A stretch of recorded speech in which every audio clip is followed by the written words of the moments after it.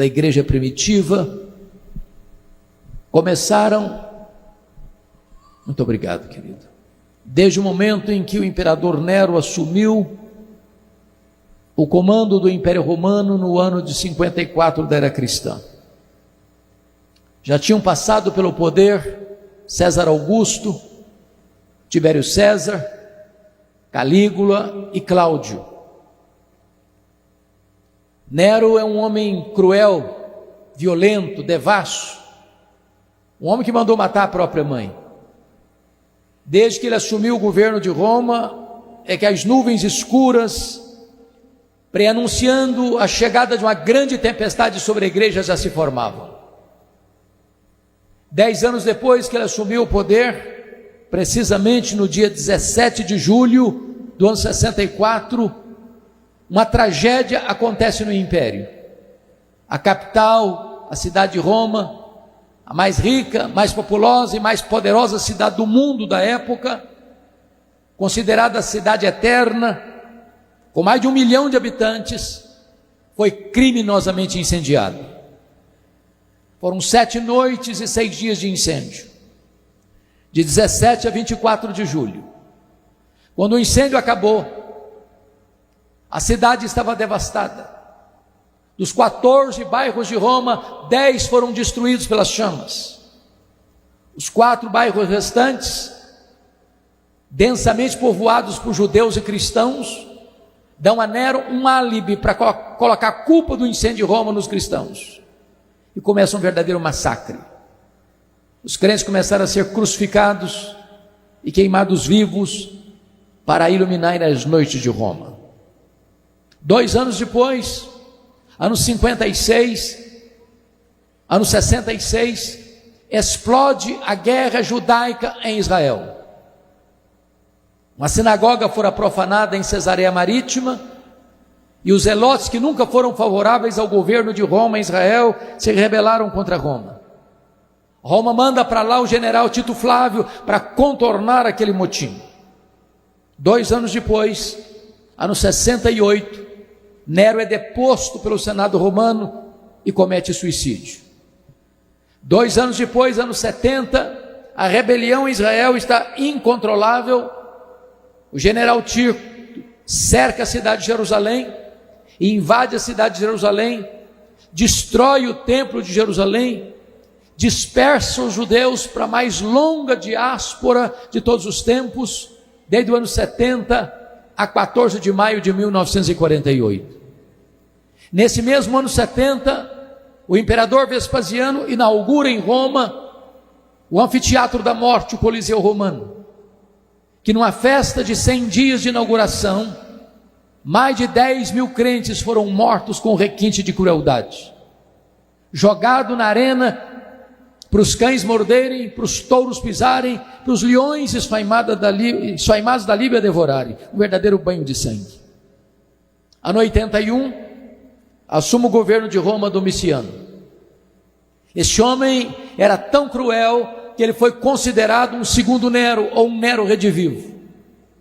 É o primeiro imperador na história a rogar para si o título de Senhor e Deus.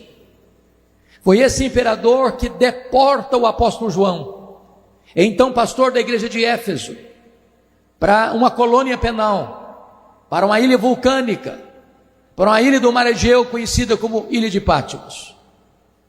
É digno de nota que a essas alturas, todos os demais apóstolos do Senhor Jesus já estão mortos, e mortos pelo viés do martírio. João é o último representante do colégio apostólico. A intenção de Domiciano certamente era calar a voz do último apóstolo de Jesus e jogar uma pá de cal sobre a igreja tão sofrida. Mas quando todas as portas se fecharam para João na terra, Deus abriu-lhe uma porta no céu e disse: sobe para aqui, e eu te mostrarei não as coisas que talvez aconteçam, não as coisas que podem acontecer, eu te mostrarei as coisas que devem acontecer. Nas horas mais sombrias da história, quando a igreja está sendo acuada por toda a fúria do diabo, sentindo o bafo do inimigo, O nosso Deus ainda continua no trono e é Ele quem conduz os destinos da sua igreja. Era um dia de domingo, era o dia do Senhor. Quando João escuta atrás dele uma voz como voz de trombeta dizendo: o que vês, escreve em livro e manda às 7 igrejas: Éfeso, Esmirna, Pérgamo, Tiatira, Sardes, Filadélfia e Laodiceia. Quando ele se volta para ver quem falava com ele, ele não vê quem falava com ele. Ele vê as 7 igrejas. E no meio das igrejas, um semelhante a filho de homem. Quem é este que ele vê? Este é aquele que é tudo na eternidade. Este é aquele que é tudo na história. Este é aquele que é tudo na igreja. Este é aquele que é tudo no Antigo Testamento. Este é aquele que é tudo no Novo Testamento. Este é aquele que é tudo na terra. Este é aquele que é tudo no céu. Ele é o centro das Escrituras. Ele é a semente da mulher que nasceu para esmagar a cabeça da serpente. Ele é o descendente de Abraão em quem todas as famílias da terra são abençoadas. Ele é o Cordeiro da Páscoa, cujo sangue vertido, colocado no batente das portas, libertou os primogênitos da morte no Egito. Ele é representado pela coluna de nuvem e pela coluna de fogo. Ele é representado pelo maná que caía do céu e pela água que brotava da rocha. Ele é representado pelo tabernáculo, ele é representado pela arca da aliança, ele é representado pelo templo, ele é representado pelas festas, ele é representado pelos sacrifícios, ele é representado pelo sábado. Tudo apontava para ele. Ele é a realidade de todas as coisas. Ele é o centro do Novo Testamento. Ele é o verbo que se fez carne. Ele é o Cordeiro de Deus que tira o pecado do mundo. Ele é o alfa, ele é o ômega, ele é o princípio, ele é o fim. Ele é o cabeça da igreja, ele é o fundamento da igreja, ele é o dono da igreja, ele é o edificador da igreja, ele é o protetor da igreja. Ele é o pão da vida, Ele é a luz do mundo, Ele é a porta das ovelhas, Ele é o bom pastor, Ele é a ressurreição e a vida, Ele é o caminho, a verdade e a vida, Ele é a videira verdadeira, Ele é o Rei dos reis, Ele é o Senhor dos senhores. Então eu gostaria hoje, à luz desse texto, trazer à nossa memória esclarecida 3 verdades. A primeira delas: quais são os atributos deste que nós chamamos do nosso grande Deus e Salvador Jesus Cristo? A segunda verdade que eu quero trazer à luz é a grandeza não só dos seus atributos, mas a grandeza da sua obra. E em terceiro lugar, gostaria de trazer à tona quais são as implicações práticas destas 2 verdades anteriores: quem Ele é e o que Ele fez. Com a Bíblia aberta comigo, vamos olhar em primeiro lugar, a primeira lição que podemos encontrar está no versículo 13. Quando ele se volta para ver quem falava com ele, ele vê os 7 candeeiros de ouro, as 7 igrejas, e no meio dos candeeiros e no meio das igrejas, um semelhante a filho de homem. E a primeira verdade a destacar, que o nosso Deus, o nosso glorioso Redentor, é onipresente. Preste atenção nisso. Ele está ao mesmo tempo na igreja de Éfeso, ao mesmo tempo na igreja de Esmirna, ao mesmo tempo na igreja de Pérgamo, ao mesmo tempo na igreja de Tiatira, ao mesmo tempo na igreja de Sardes, ao mesmo tempo na igreja de Filadélfia, ao mesmo tempo na igreja de Laodiceia, ao mesmo tempo na igreja Assembleia de Deus Fama, aqui em Goiânia, nesta noite. Ele está aqui entre nós, e é porque Ele está aqui entre nós nesta noite, é que nós estamos aqui. Porque se não tivéssemos a presença dEle aqui, esta reunião não passaria de um mero encontro religioso e nada mais. Mas Ele está presente, Ele está andando entre nós,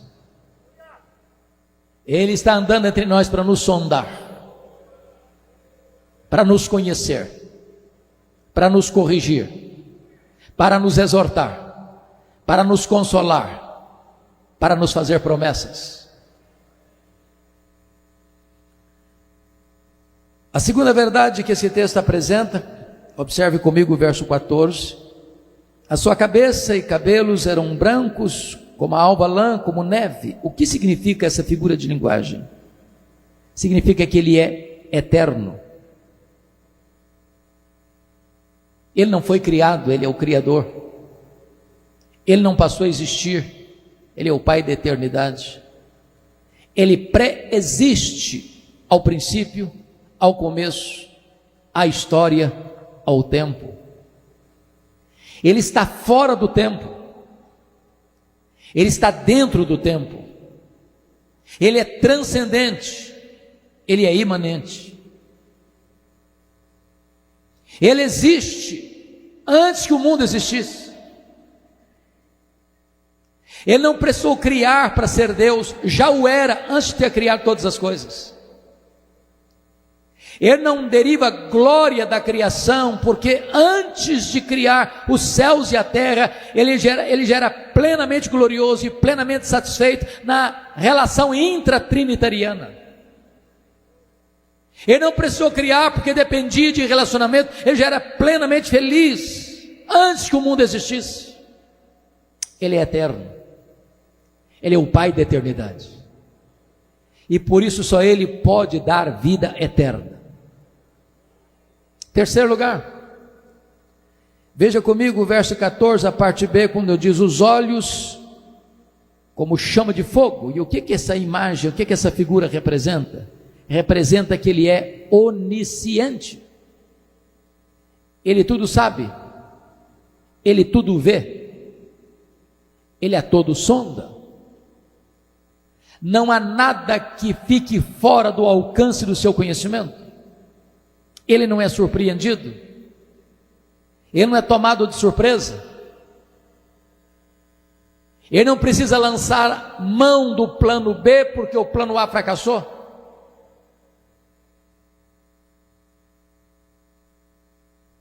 Ele sabe todas as coisas, ele conhece todas as coisas, o revelado e o oculto, o que os homens conhecem e aquilo que os homens ainda não conhecem.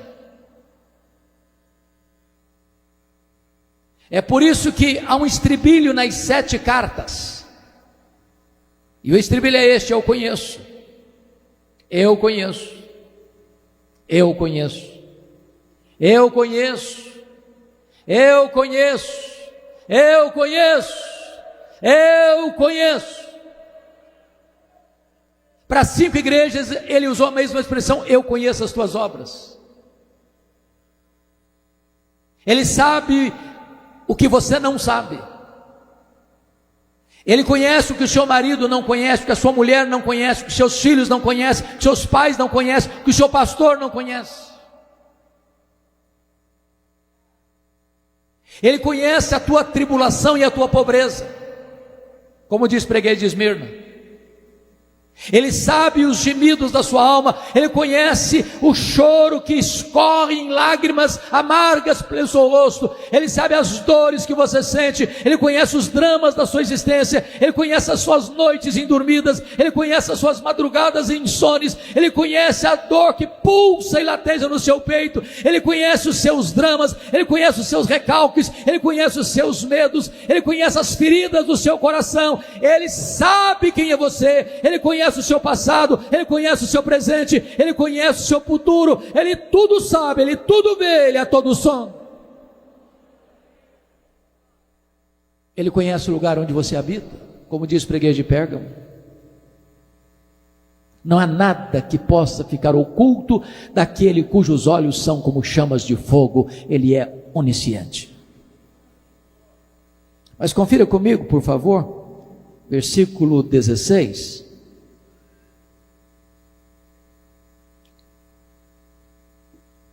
Aí no versículo 15, os pés semelhantes ao bronze polido, como que refinado numa fornalha. O que significa essa expressão?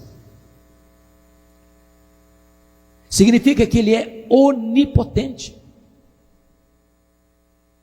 Ninguém pode ameaçá-lo, ninguém pode derrotá-lo, ninguém pode diminuí-lo. Ninguém pode colocá-lo contra a parede. Às vezes, os homens do topo da sua arrogância e do pedestal da sua tolice, tentam escarnecer de Jesus, achando que vai diminuí-lo.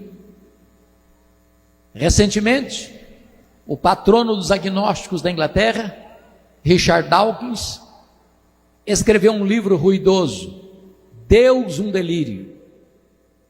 E houve tanto ruído nos meios acadêmicos, agora vai desbancar a Bíblia, agora vai desacreditar Jesus, agora um acadêmico intelectual enxovalhou o cristianismo. E eu pergunto a vocês, onde está o livro Deus, um delírio? Nem com promoção ninguém está comprando mais. E a Bíblia continua sendo traduzida, impressa e distribuída no mundo todo.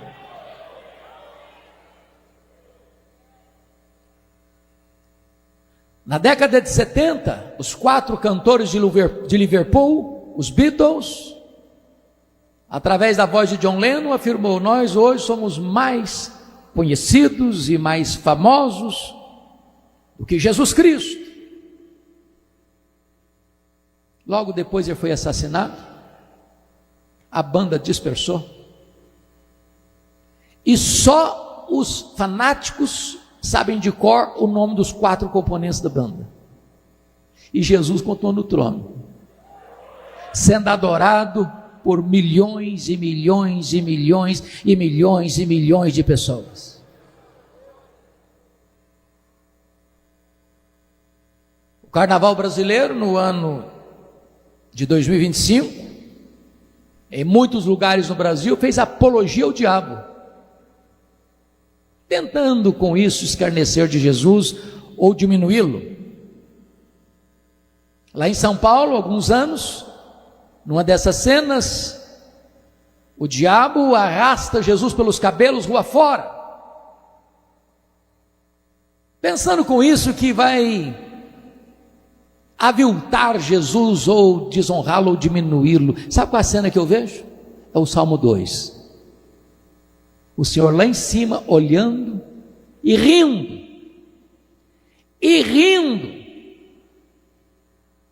porque Ele, Jesus, quem dá a vida e quem tira a vida, Ele quem exalta, Ele quem humilha, Ele quem põe no trono, Ele quem tira do trono, Ele quem tem as rédeas da história em suas mãos e conduz a história a uma consumação. Ele é o todo-poderoso Deus, os seus pés são como de bronze polido, e Ele voltará em glória e vai colocar todos os seus inimigos debaixo dos seus pés. Ele vai lançar no lago do fogo o anticristo, o falso profeta, o diabo, a morte, o inferno e todos aqueles cujos nomes não estão escritos no livro da vida. E Ele continua pelos séculos dos séculos como o Rei dos reis e como o Senhor dos senhores. Ele é o todo-poderoso Deus.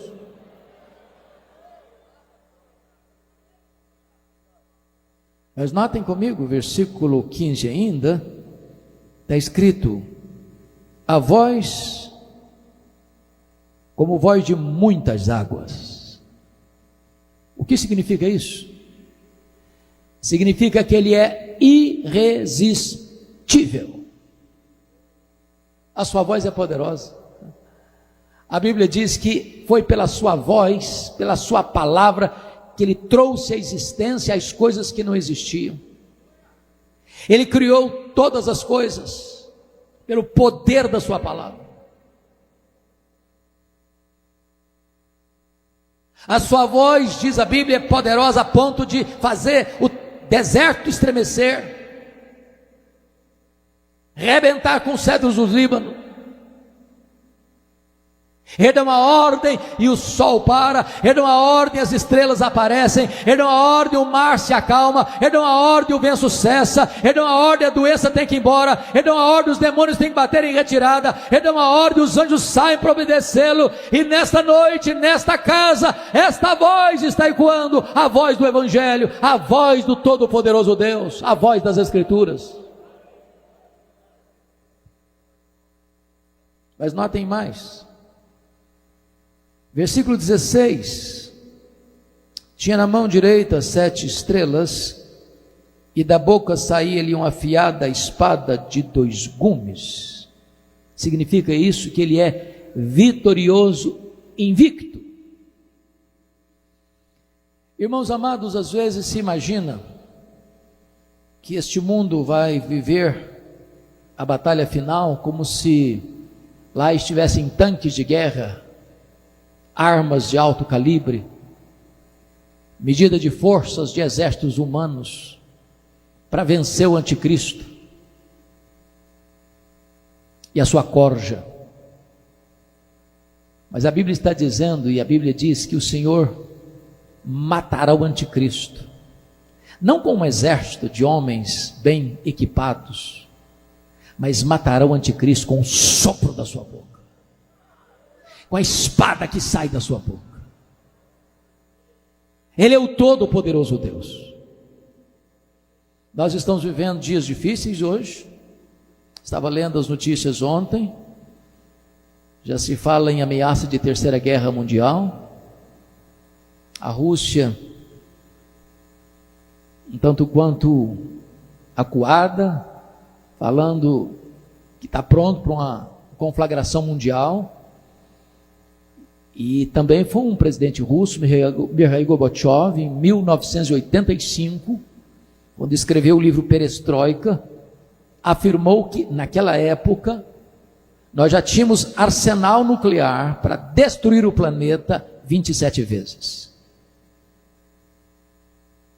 Disse que se houvesse uma terceira guerra mundial, não haveria nem vencedores e nem vencidos. E quando você lê segunda carta de Pedro, capítulo 3, diz que os céus, a terra e as obras que estão na terra se desfarão, abrasados, incendiados. Hoje sabemos que num apertar de botões o planeta pode arder em chamas, mas quem vai apertar esse botão não é o homem. Quem vai consumar a história não é o homem. Quem tem a palavra final não é o homem. Ninguém pode resistir àquele que é o vencedor invicto em todas as batalhas. Ele é o vencedor. E a igreja de Deus não precisa temer, porque a Bíblia diz lá no texto de Pedro, que nós aguardamos novos céus e nova terra, nos quais habita a justiça, e nós estaremos com Ele, e nós reinaremos com Ele, e nós contemplaremos a face dEle, e nós o serviremos para sempre, e sempre, e sempre, e sempre. Mas notem comigo mais, versículo 16, a parte B diz que o seu rosto brilhava como o sol na sua força.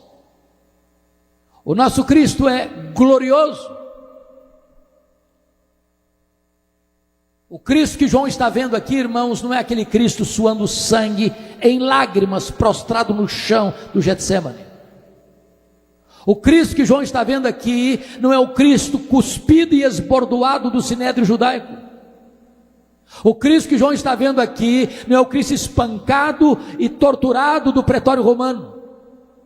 O Cristo que João está vendo aqui não é o Cristo que caminha trôpego pelas ruas apinhadas de Jerusalém, sobre os apupos e vaias de uma multidão ensandecida. O Cristo que João está vendo aqui não é o Cristo pregado naquele leio maldito, suspenso entre a terra e os céus. O Cristo que João está vendo aqui é o Cristo glorioso, cuja cabeça e cabelos são brancos como a neve, cujos pés são como bronze polido, cujos olhos são como chama de fogo, cuja voz é como voz de muitas águas, e cujo rosto brilha como o sol no seu fulgor.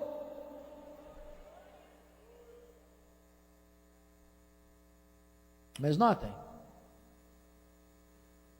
versículo de número 17, diz que quando João o vê, quando o vi, caí a seus pés como morto. Pastor Abinair, é uma coisa tão interessante observar nas Escrituras. Todas as pessoas que contemplaram o Senhor na sua glória, tiveram um profundo impacto. Um profundo impacto. Isaías gritou: ai de mim, estou perdido. Diante da manifestação da glória de Deus, Jó disse: Eu te conhecia só de ouvir, mas agora os meus olhos te veem, por isso eu me abomino no pó e na cinza. Pedro diz: afasta-te de mim, Senhor. Paulo diz: miserável homem que eu sou. João cai como morto aos seus pés.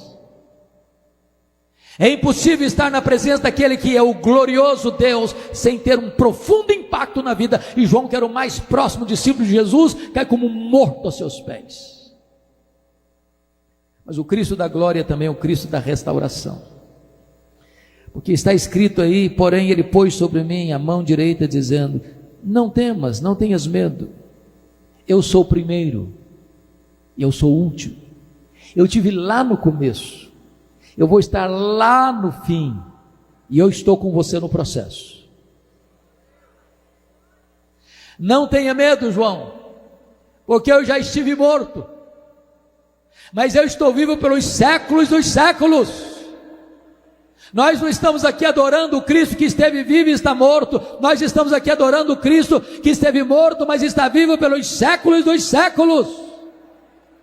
Nós estamos adorando aqui ao Cristo que entrou nas entranhas da morte, arrancou o aguilhão da morte, matou a morte e ressuscitou, inaugurando a imortalidade. E Ele é a ressurreição e a vida. E se você crê nele, você nunca morrerá eternamente, mas já passou da morte para a vida. Não tenha medo, João, porque eu tenho as chaves da morte e do inferno. Quem tem as chaves tem a autoridade, quem tem as chaves tem o poder, quem tem as chaves tem o comando. Jesus manda no céu, Jesus manda na terra, Jesus manda no inferno.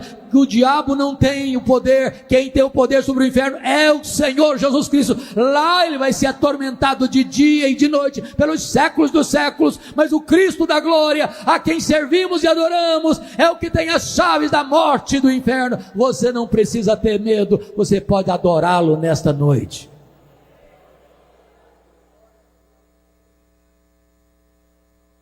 Pois bem, então o primeiro ponto da mensagem, vimos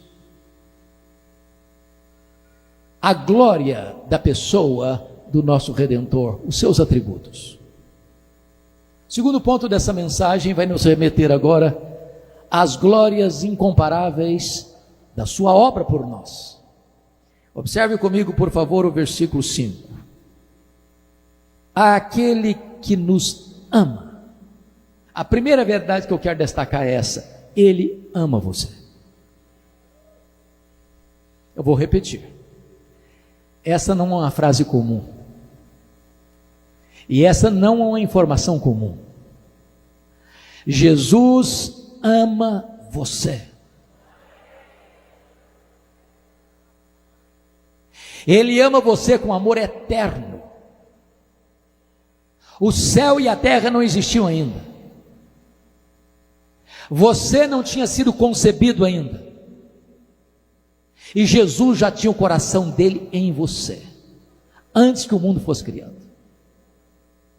Com amor eterno eu te amei, e com benignidade eu te atraí. Lá em João 13, versículo 1, Jesus disse para os seus discípulos: tendo amados os seus que estavam no mundo, amou-os até o fim. E não amou-os até o fim porque eram bons, porque eram virtuosos, porque eram merecedores. É só ler os evangelhos para você perceber quão contraditórios eles eram, quão falhos eles eram, quão difíceis eles eram, quão endurecidos eles eram, quão incrédulos eles eram, quão complicados eles eram. Eu quero dizer para você que apesar de você, apesar de mim, apesar de nós, dos nossas contradições, dos nossos paradoxos, Jesus nos ama, e Ele continua nos amando, e Ele continua nos amando, e Ele continua nos amando. Não há nada que você possa fazer para Ele amar você mais, não há nada que você possa fazer para Ele amar você menos. Ele ama você com amor eterno e perseverante. Perdoe-me se isso vai lhe decepcionar. Ele não ama você por causa de você. Ele ama você apesar de você. A causa do amor dele por nós não está em nós, está nele. Não fomos nós quem o amamos primeiro e então ele nos passou a amar. Não, ele nos amou primeiro. O nosso amor por ele é o refluxo do fluxo do amor dele por nós. Ele não nos ama por causa das nossas virtudes, Ele nos ama apesar dos nossos pecados. Ele não nos ama por causa dos nossos méritos, Ele nos ama apesar dos nossos deméritos. Ele nos ama com amor abundante, derramado pelo Espírito Santo em nosso coração. Ele nos ama com amor imerecido, porque Ele nos amou quando éramos fracos, ímpios, pecadores, inimigos. Ele nos ama com amor provado. Deus prova o seu próprio amor para conosco pelo fato de ter Cristo morrido por nós, sendo nós ainda pecadores. Por favor, nunca duvide do amor de Jesus por você. Ele não escreveu nas nuvens em letras de fogo: eu te amo. Ele esculpiu na cruz do Calvário: eu te amo. A segunda verdade está aí no versículo 5 ainda. Está escrito: e pelo seu sangue nos libertou dos nossos pecados. A primeira verdade é que Ele ama você. A segunda verdade é que Ele morreu por você.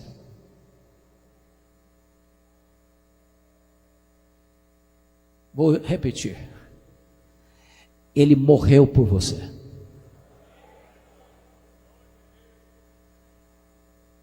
Ele não foi para aquela cruz porque sucumbiu ao poder de Roma. Ele não foi para aquela cruz porque a soldadesca romana, aliada à soldadesca do Sinédrio, prevaleceu sobre ele e contra ele no Getsemane. Ele não foi para aquela cruz porque seus discípulos o abandonaram. Ele não foi para aquela cruz porque Judas o traiu. Ele não foi para aquela cruz porque Pedro negou. Ele não foi para aquela cruz porque o Sinédrio costurou pesadas acusações contra ele. Ele não foi para aquela cruz porque Pilatos covardemente o sentenciou. Ele não foi para aquela cruz porque os soldados romanos o pregaram no lenho. Ele foi para aquela cruz voluntariamente, decisivamente, deliberadamente, conscientemente, como um rei caminha para a sua coroação. Ele foi porque o Pai o deu por amor. Ele foi voluntariamente porque Ele amou você e morreu por você. Mas notem, Ele morreu para que pelo seu sangue Ele nos libertasse dos nossos pecados. E há duas coisas aqui dignas de nota. Primeiro é que o pecado então escraviza, porque se você precisa de libertação, é porque então você é cativo. O pecado escraviza. Quem pratica o pecado é escravo do pecado. E há muitas pessoas prisioneiras do seu pecado, dos seus vícios, das suas mazelas. E a segunda coisa que esse texto está nos dizendo, que nós então não podemos libertar a nós mesmos. Você não consegue mudar a sua própria vida. Na linguagem do profeta Jeremias, um leopardo não pode tirar suas manchas, nem um etíope mudar a cor da sua pele, nem você e eu podemos mudar o nosso próprio coração. Ou Jesus nos liberta, ou ficaremos presos, cativos, numa masmorra existencial. Mas eu quero dizer para você nesta noite que Jesus está aqui e Ele é poderoso para libertar você. O sangue dele purifica você de todo o pecado. Nesta noite você pode sair daqui livre, perdoado, salvo, redimido pela graça de Deus e coberto pelo sangue de Jesus e liberto pelo sangue de Jesus. Ele morreu por você para libertar você dos seus pecados. Mas há uma terceira verdade nesse texto. Primeiro, Ele amou você. Segundo, Ele morreu por você. Terceiro, Ele exaltou você. Olha o verso 6 comigo. E nos constituiu reino, sacerdotes para o seu Deus e Pai. Entendamos isso. Lá no Antigo Testamento, vocês bem sabem, nenhum sacerdote podia ser rei. Nenhum rei podia ser sacerdote. Quando o rei Uzias, depois de décadas no poder, do topo da sua tola vaidade, quis ocupar o ofício de sacerdote e entrou no templo para queimar incenso, Deus o puniu com a lepra. Porém agora Jesus ocupa o ofício de profeta, de sacerdote e de rei. E agora você que crê em Jesus é constituído por Ele como sacerdote e como rei. Corre em suas veias mais do que sangue azul. Você é filho do Rei dos Reis e do Senhor dos Senhores. Agora o véu do templo rasgou de alto a baixo. Agora você tem livre acesso à sala do trono. Agora você não precisa de intermediário para chegar até Deus. Você não precisa de um guru espiritual para interceder por você ou representar você diante de Deus. Você é sacerdote, você é rei. A sala do trono está aberta. Você pode falar com Ele a qualquer hora, em qualquer lugar, em qualquer circunstância. Você tem livre acesso à presença do Rei dos Reis e do Senhor dos Senhores. Você já está sentado com Ele nas regiões celestes, acima de todo o principado e potestade. Bendito seja Deus. Mas em último lugar, quarto e último lugar, a gloriosa obra de Jesus. Ele amou você. Segundo lugar, Ele morreu por você. Em terceiro lugar, Ele exaltou você. Em quarto lugar, Ele voltará para você. Olha o versículo 7 comigo.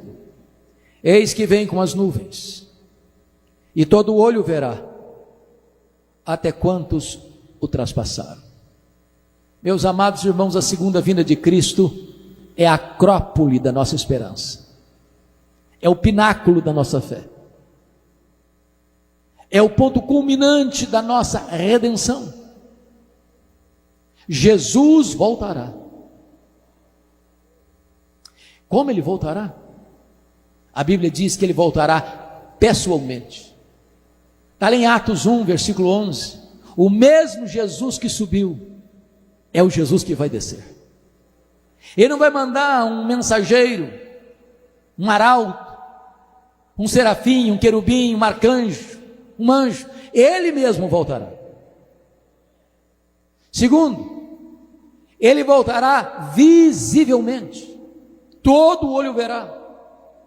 Não haverá deserto tão solitário, não haverá montanha tão alta, não haverá caverna tão profunda, não haverá região rural tão distante, não haverá metrópole tão congestionada que prive todos de olharem e verem Jesus vindo na sua glória. Todo olho verá. E Jesus nos alertou. Não sabemos o dia, não sabemos a hora, mas alertou-nos a estar preparados, porque pode ser que Ele venha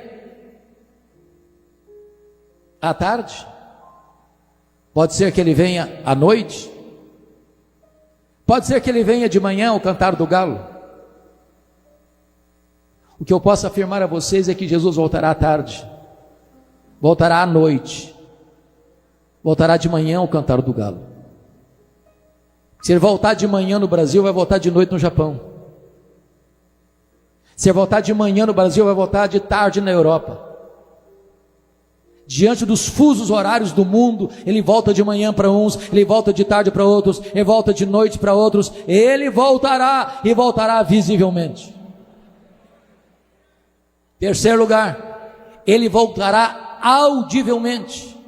Ouvida a voz do arcanjo e ressoada a trombeta de Deus, Ele voltará. Se a segunda vinda vai ser o fato mais público da história, há de ser também o fato mais sonoro da história. Como Ele voltará? Quarto lugar, Ele voltará repentinamente. Vai ser como um relâmpago que risca os céus do Oriente ao Ocidente. Na linguagem do apóstolo Paulo, vai ser como abrir e fechar de olhos. Na linguagem de Paulo ainda vai ser num instante. E a palavra instante no grego é a palavra átomos, de onde vem a nossa palavra átomo. Representa abrir e fechar de olhos, faiscar de uma estrela, o dardejar da cauda de um peixe. Sabe o que significa isso? Ou você tem azeite na sua lamparina,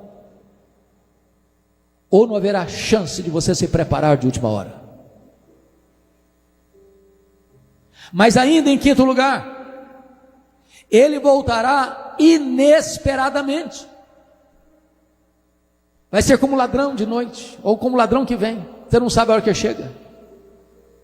Nenhum ladrão manda um WhatsApp para a pessoa dizendo: tal dia, tal hora eu chego na sua casa, prepara uma pamonha ou um pão de queijo que eu estou chegando. Chega inesperadamente. E vai ser assim com Jesus. Em outras palavras, não vai ser um dia óbvio, vai ser um dia comum. Aliás, Jesus disse no sermão profético que vai ser como nos dias de Noé, onde as pessoas compravam e vendiam, casavam e davam-se em casamento. E eu pergunto a vocês: que pecado há em comprar e vender? Que pecado há em casar e dar-se em casamento? O que Jesus estava pontuando é que quando ele voltar, a vida vai estar correndo, a história vai estar acontecendo, o comércio vai estar aberto, a indústria vai estar funcionando, as famílias vão estar fazendo projetos de casamento, as pessoas vão estar aí no mercado comprando, vendendo, lucrando, ganhando, perdendo, o mundo vai estar girando normalmente. Você vai se levantar para levar filho para a escola, você vai se levantar para ir para o trabalho, você vai voltar trazendo filho de casa, você vai fazer uma viagem. É nessa conjuntura, é nessa movimentação, é nessa azáfama que Jesus vem.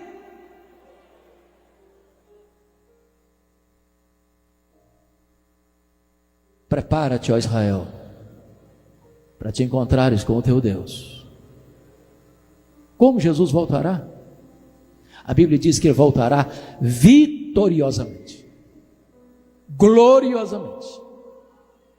E a Escritura diz que ele vem, se assenta no trono para julgar as nações, e vai colocar todos os seus inimigos debaixo dos seus pés, e lançar a eles o anticristo, o falso profeta, o diabo, a morte, o inferno, os réprobos, os ímpios, cujos nomes não estão escritos no livro da vida, no lago do fogo. E ele vai dizer para a sua igreja: vinde, benditos de meu Pai, entre na posse do reino, que vos está preparado desde a fundação do mundo. E nós entraremos para as bodas do Cordeiro, uma festa que nunca mais vai acabar. Os nossos olhos vão ser limpos de toda lágrima, não vai ter pranto, nem dor, nem morte. As primeiras coisas já terão passado, e nós reinaremos com Ele para sempre, e sempre, e sempre. Pois bem, agora vamos ao último ponto da mensagem. Vimos as glórias da sua pessoa, as glórias da sua obra. Agora veremos quais são as implicações desses dois pontos anteriores. A primeira implicação é que então você não precisa ter medo da vida. Ele disse: eu estou vivo pelos séculos dos séculos. Tem muita gente, irmãos, com medo da vida. Tem muita gente com medo de viver. Tem muita gente jogando droga nas veias porque não suporta a vida. Tem muita gente se embriagando nos bares das esquinas das nossas ruas porque não suporta viver. Tem muita gente flertando com a morte. Tem muita gente pulando no abismo do suicídio porque não aguenta a vida. Mas se você crê que Jesus é o Filho de Deus, se você crê que Ele morreu pelos seus pecados, se você crê que Ele veio para dar vida a você e vida em abundância, você não precisa ter medo da vida. A vida é um dom de Deus, a vida é um privilégio, a vida é uma celebração. Viver é Cristo, porque Ele veio trazer vida em abundância e vida eterna. Segundo, então você não precisa ter medo da morte. Eis que eu estive morto, mas estou vivo pelos séculos dos séculos. Se a morte é o rei dos terrores, Jesus é o Rei dos Reis. Jesus matou a morte. Agora a morte não tem a última palavra. Agora o túmulo não é o nosso último endereço.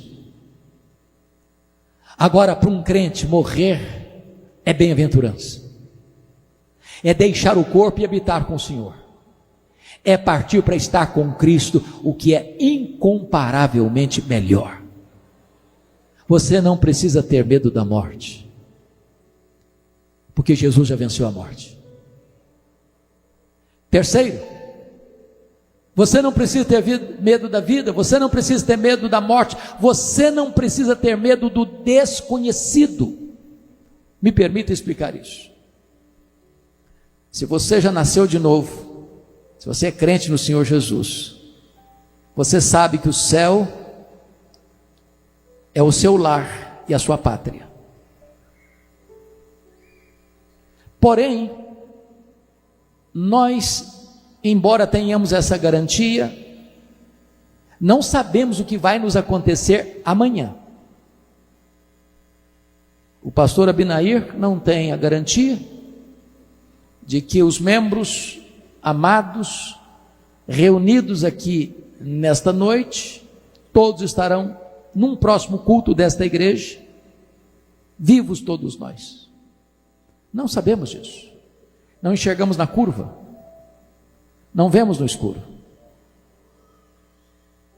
Quando João foi deportado para aquela ilha vulcânica, para aquela colônia penal, o ambiente era muito sombrio. Quem o mandou para ali foi Domiciano. Mas quando ele vai interpretar as coisas do ponto de vista de Deus, ele diz: não foi não. Eu estou aqui por causa da palavra de Deus e do testemunho do Senhor Jesus. Eu estou aqui porque homens fecharam para mim as portas da terra, mas eu estou aqui porque Deus abriu para mim uma porta no céu. E quando ele olha, ele vê um trono, e quando ele vê alguém assentado no trono, e este alguém é o Todo-Poderoso Deus, Santo, Santo, Santo. E quando ele olha, esse Deus que está no trono tem um livro na sua mão, todo escrito por dentro e por fora, de todo selado com 7 selos, e ninguém foi encontrado digno para abrir esse livro, nem sequer olhar para ele, nem no céu, nem na terra, nem debaixo da terra. E diz a Bíblia que João chorava muito, até que escuta a voz de um ancião dizendo: não chores, João, eis que o leão da tribo de Judá, a raiz de Davi, venceu para abrir o livro e desatar os seus selos.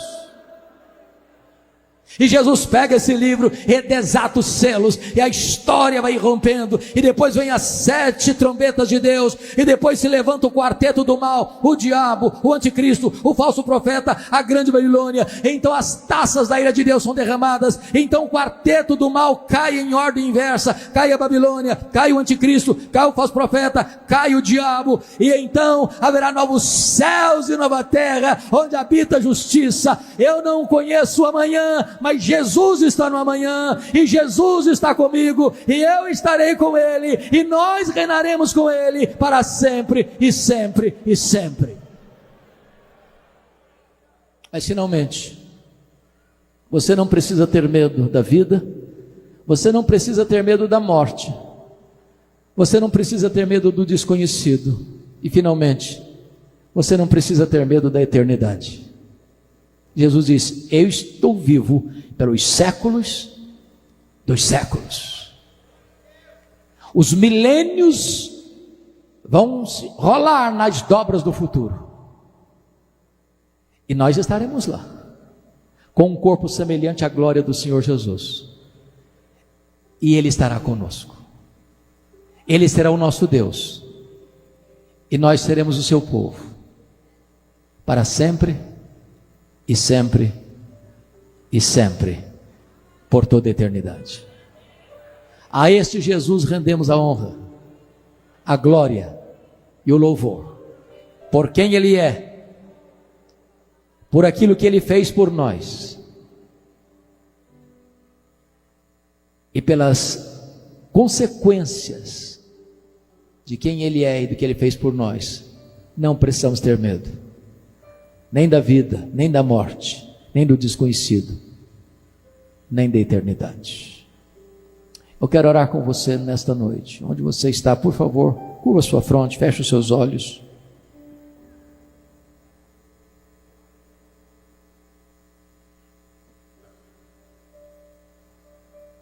Este Jesus está aqui, andando no meio da sua igreja.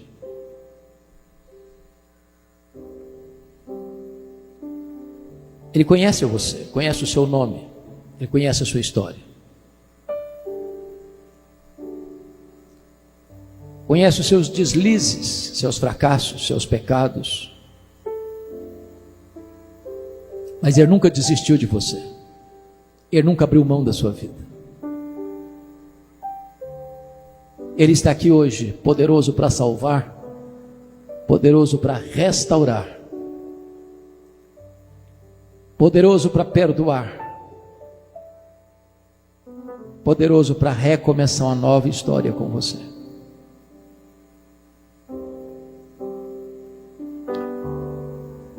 Deus amado, a tua palavra foi lida e foi exposta, mas temos plena consciência de que só podemos falar aos ouvidos. Só o teu Espírito pode falar aos corações. O que podemos te pedir é que tu tires o tampão dos nossos ouvidos, a venda dos nossos olhos, e que tu toques o nosso coração. Tu conheces, meu Deus, cada pessoa que entrou aqui hoje, como cada uma entrou aqui hoje. E nós cremos, ó Deus, que hoje é o dia oportuno da salvação, que hoje é o dia da oportunidade. Então segreda o coração de cada pessoa aquela obra que ninguém pode imitar e nem fazer, a obra poderosa do Espírito Santo que transforma, que faz tudo novo. E nós te renderemos todo o louvor e toda a glória pela manifestação da tua graça em nosso meio nesta noite, em nome de Jesus, amém.